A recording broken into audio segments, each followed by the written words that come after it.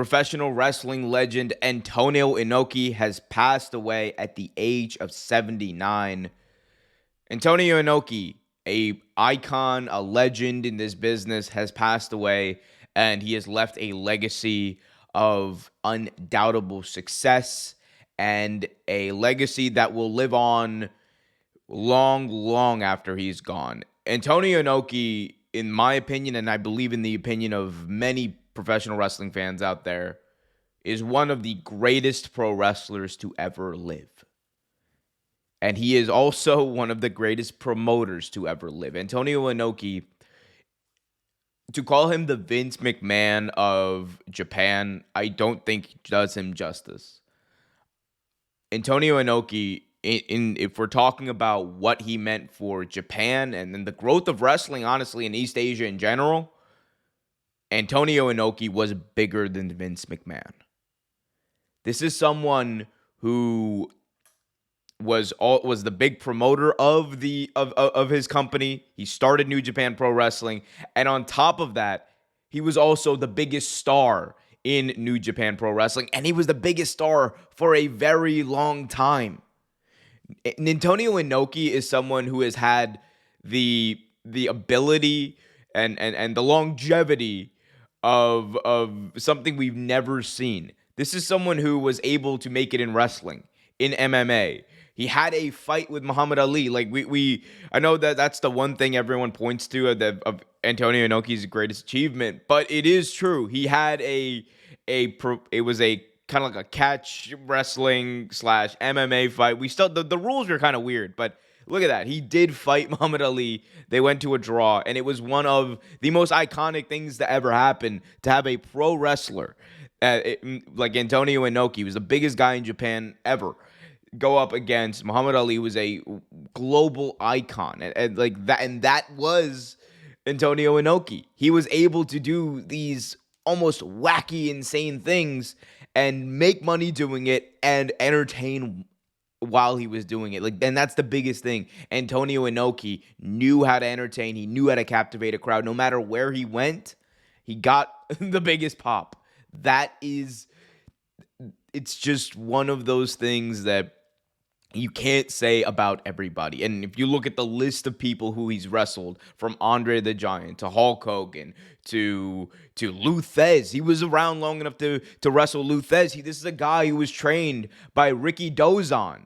And like that, it shows you his legacy. He was trained by Ricky Dozon. I believe he had his last professional wrestling match in the early 2000s. Like he was around wrestling. He was in the ring for nearly 50 years. This is someone who's had the longevity of nobody we've known, and the longevity at the top, like nobody we've known. I mean, you look at the other people he's wrestled, like Dan Severn. He's had, of course, his feuds with the Giant Baba. We all remember that match he had against the Great Antonio Inoki versus the Great Antonio. If you haven't seen it, kids, Google it. Gist of the story: the Great Antonio started no-selling for Antonio Inoki, so Antonio Inoki just started slapping him silly in the middle of the ring and just beating the crap out of him for no-selling.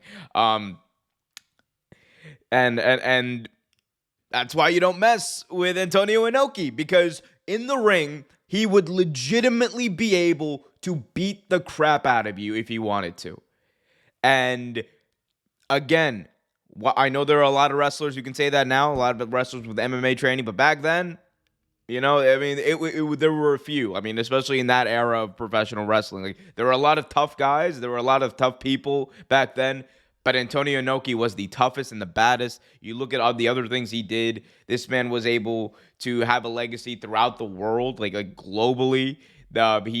I remember we all remember the Dark Side of the Ring episode of the Collision in Korea, which Antonio Inoki actually was the driving force behind that. I mean, that in itself, it speaks to some of the wackiness of Antonio Inoki, but also like he was a visionary. He tried to really, build bridges using professional wrestling. He was one of professional wrestling's first ever, diplomats or what have you. Like he always was trying to build those international bridges through professional wrestling. He personally, as someone who is a Pakistani.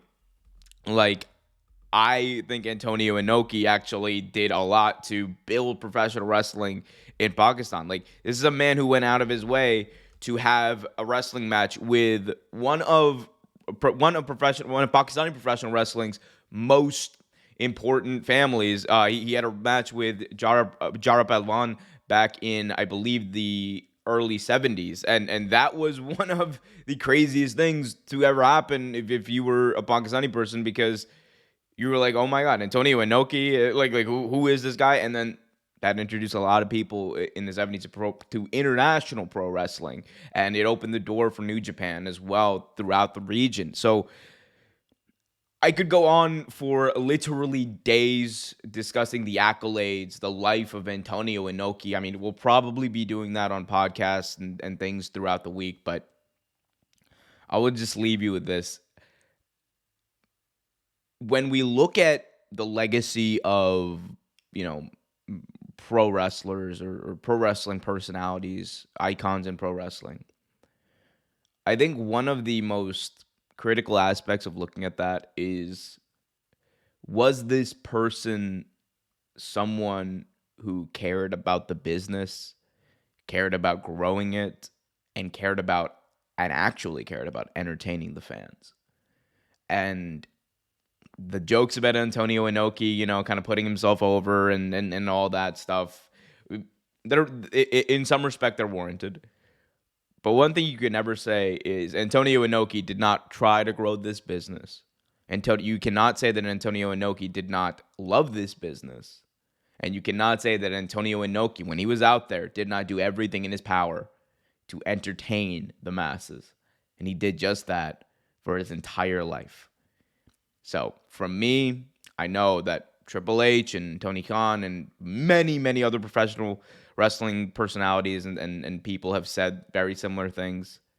But for me personally, thank you, Antonio Inoki. Thank you for everything. And pro wrestling will not be the same without you.